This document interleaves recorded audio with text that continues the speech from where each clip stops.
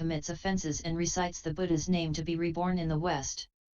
When the person of the West commits offenses and recites the Buddha's name, in what country does he seek rebirth? This is another analogy. Those of the West never commit offenses. The Sixth Patriarch wanted to break attachments, and so he asked, if people of the East recite in order to be born in the West, then when people of the West recite, where do they seek rebirth? If you wish to be reborn in the West, you must first have no offenses. If you have offenses, you will go nowhere but to hell. If those of the East are reborn in the West, where are those of the West reborn? Is there some other paradise for them? Don't be so attached. Sutra. Common, deluded people do not understand their self-nature and do not know that the Pure Land is within themselves. Therefore they make vows for the East and vows for the West. To enlightened people, all places are the same. As the Buddha said, in whatever place one dwells, there is constant peace and happiness. Magistrate, if the mind ground is only without unwholesomeness, the West is not far from here. If one harbors unwholesome thoughts, one may recite the Buddha's name, but it will be difficult to attain that rebirth. Good knowing advisors, I now exhort you all to get rid of the 10 evils first, and you will have walked 100,000 miles. Next, get rid of the 8 deviations and you will have gone 8,000 miles. If in every thought you see your own nature and always practice impartiality and straightforwardness, you will arrive in a finger snap and see Amitabha. Magistrate, merely practice the 10 wholesome acts, then what need will there be for you to vow to be reborn there? But if you do not rid the mind of the 10 evils, what Buddha will come to welcome you? Commentary. Deluded people do not know how to discipline their self-nature. They do not know that purification of their own mind is the Pure Land. Sometimes they vow to be reborn in the East, sometimes in the West. Those who are enlightened know that all places are the same. For them there is no north, east, south, or west. They are comfortable everywhere, because they make no discriminations. But if you continually think evil thoughts and do evil things, you will never arrive in the West. Magistrate, merely practice the 10 wholesome acts, then what need will there be for you to vow to be reborn there? There are people who do not dare to practice the 10 good deeds for one. They say, if I do the 10 good deeds, demonic obstacles may arise. But they are not afraid of doing evil. They do not fear that demonic obstacles will arise when they do evil, because in doing evil, they are demons themselves. People can certainly be mixed up. They aren't afraid of doing evil, but fear doing good. But if you do not rid the mind of the 10 evils, what Buddha will come to welcome you? If all your life everything you do is evil and confused, if every pore from head to foot carries the monstrous karma of offensive acts, how can you be born in the West? Which Buddha will come to welcome you? If you do evil, you may seek it, but you will never be born there, because you are bound by your offensive acts. Although it is said, you may go to rebirth carrying your offenses, that is just a manner of speaking.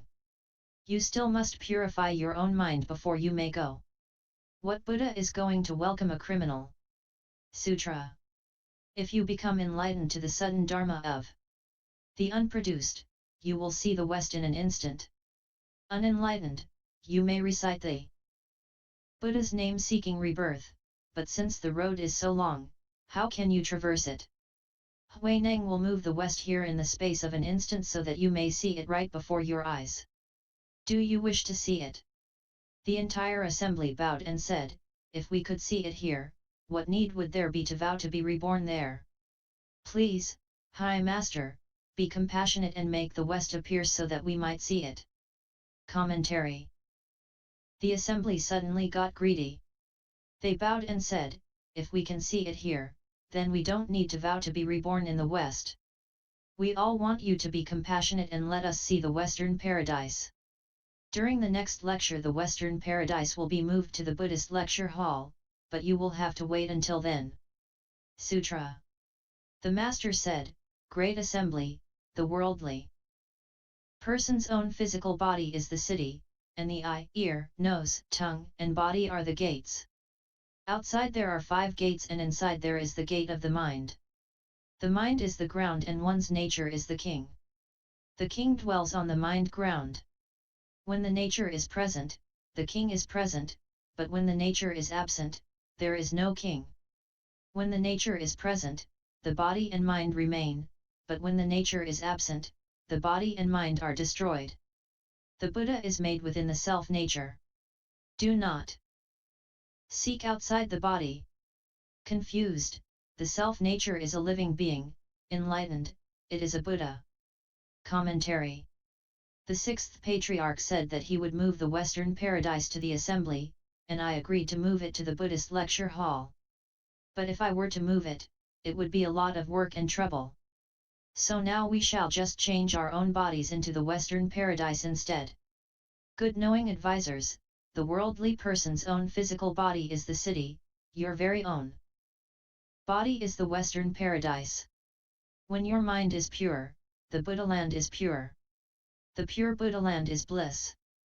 In the pure mind there are no defiled dharmas, for the dharmas are purified when one is no longer turned by their defilement.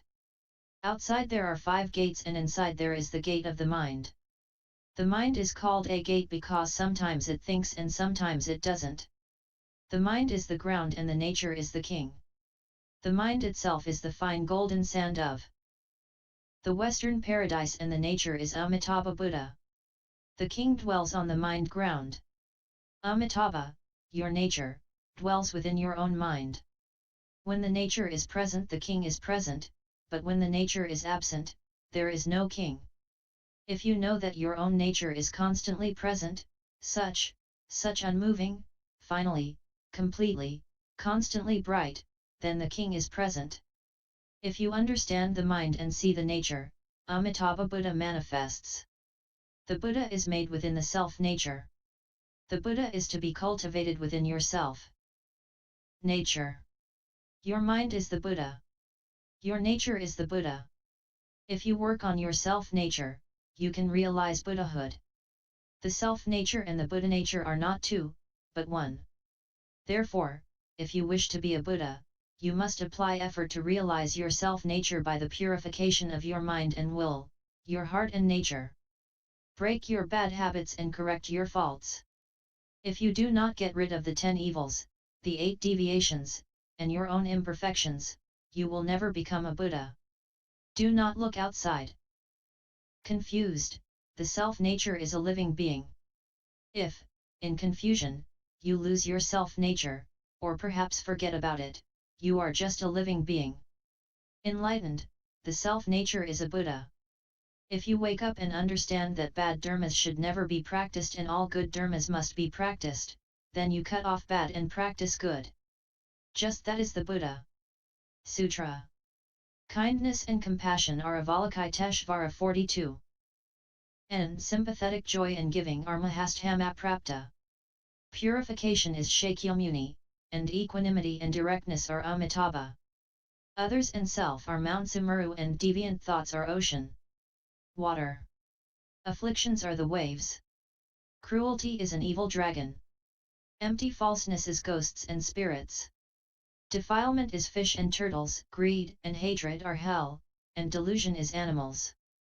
Commentary. Kindness and compassion are Avalokiteshvara. Do you wish to be like Guan Yin Bodhisattva? It's easy. Practice the compassionate way, practice the compassionate Dharma, and be compassionate toward all living beings. One of my disciples once said to me, "Your compassion is something new." I never understood before what compassion was. Not only that disciple, who is American, but many other Westerners are ignorant about compassion. They are not taught compassion, and so they are unfamiliar with it. It is said, even when right in front of you, you do not recognize Avalokiteshvara. Because you do not understand compassion, you do not know Avalokiteshvara. If you wish to know this Bodhisattva and be like him, then practice the compassionate Dharma. With kindness, make people happy, and with compassion, relieve their sufferings. This is genuine happiness, not like worldly pleasures such as gambling, horse racing, the movies, or dancing. Worldly pleasures are just a form of suffering. If you can lead others to true understanding and awakening, then you give them true happiness. To put an end to confusion, to cut off ignorance and manifest the Dharma nature, that is true happiness. Sympathetic joy and giving are mahasthama prapta. To delight in giving is just mahasthama prapta. Kindness, compassion, sympathetic joy and giving are the four unlimited thoughts of the Buddhas. If you can give with joy, you are just like mahasthama prapta bodhisattva, who practices great giving and great sympathetic joy. Purification is Shakyamuni, your own purification of the mind and will and heart, your own return to the original source, to your originally wonderful, bright mind, perfectly bright enlightened Tathagata store. All of that is just Shakyamuni Buddha. Shakyamuni also means able to be humane. Equanimity and directness are Amitabha. If you can be perfectly impartial, without the slightest prejudice, compassionate and just towards all, this is just the behavior of Amitabha. This is an analogy. Do not say, equanimity and directness are Amitabha. In listening to sutras and hearing Dharma, avoid giving rise to such attachments. To say, I heard the Dharma Master say that equanimity and directness are Amitabha, is to slight Amitabha. If you are fair-minded, that is the conduct of Amitabha Buddha. But the Sixth Patriarch said this, you say. Can't we believe him? Did he really say that? Why didn't I hear him? Others and self are Mount Sumeru. This phrase is important. Nothing is higher than Mount Sumeru. You evaluate yourself and others. You have your status and they have theirs. Sumeru is a Sanskrit word which means wonderfully high. It is wonderful because no one knows just how high it is. Arrogance and pride, notions of self and other, are like Mount Sumeru. The analogies are to teach you to see Amitabha Buddha within your own self-nature and to recognize the imperfections there as well. And deviant thoughts are the ocean water. Are you afflicted? Your deviant thoughts are the salty ocean water and your afflictions are the waves. Small waves do not cause much damage, but big waves may rise tens of feet high and sink ships. How many ships lie on the bottom of the sea? No one knows. The ships were invited as guests of the Dragon King and escorted to the sea's bottom by the big waves. Just so, big afflictions smother the brilliant wisdom of your self-nature. Take care not to have affliction waves. Cruelty is an evil dragon. Cruelty, the wicked Dragon King sends a wave to swamp your ship and bring you to his palace for a feast and some dragon wine. Empty falseness is ghosts and spirits. You say, I don't believe in ghosts and spirits. If they exist, why have I never seen one? They are empty and false, how could you see one? If you try to catch a ghost, you cannot grab him. You may see what appears to be a physical shape, but when you reach out to grab it he remains right where he was. He is just a shadow, empty and false. He is not actually there. I will tell you about ghosts and spirits. Ghosts are black, because they belong to the yin. Spirits are white, because they belong to the yang. You may see them, but you cannot touch them. They are empty and false. Defilement is fish and turtles. Weariness of sense objects is represented by fish and turtles. I have explained sutras for you for a long time and I have never told you that greed and hatred are hell. It is not that greed and hatred are hell, but thoughts of greed and hatred will certainly send you to hell. You plant the seeds of hell now with thoughts of greed and hatred and in the future you will descend into the hells. Delusion is animals. When I explain sutras I sometimes say, that person is as stupid as a pig. Some people say, pigs are intelligent. They eat and sleep and they don't do any work. These people think that not doing anything is intelligent. Such people would like to be pigs. As soon as they eat they go to sleep and when they wake up, they eat again. When the time comes, they are slaughtered for food. Animals are stupid, and yet, as meaningless as their lives are, they still wish to live. When you kill a pig, he screams, "I don't want to die. I don't want to die." He begs for his life, but you don't understand his language. What a pity! If you understood, you might be merciful and spare him. Sutra. Good knowing advisors, always practice the 10 good practices, and the heavens can easily be reached. Get rid of others and self, and Mount Sumeru topples. Do away with deviant thought, and the ocean waters dry up. Without defilements, the waves cease. End cruelty, and there are no fish or dragons. The Tathagata of the enlightened nature is on your own mind ground, emitting a great bright light which outwardly illuminates and purifies the 6 gates and breaks through the 6 desire heavens. Inwardly, it illuminates the self-nature and casts out the 3 poisons. The hells and all such offences are destroyed at once. Inwardly and outwardly there is bright penetration. This is no different from the West. But if you do not cultivate, how can you go there? Commentary. Previously, I spoke about the small waves which represent the subtle thought process which takes place in the mind. You are unaware of these thought waves, but they are present nonetheless. The big waves represent big afflictions, and the small waves the extremely subtle ignorance within your mind which runs in a current like waves on.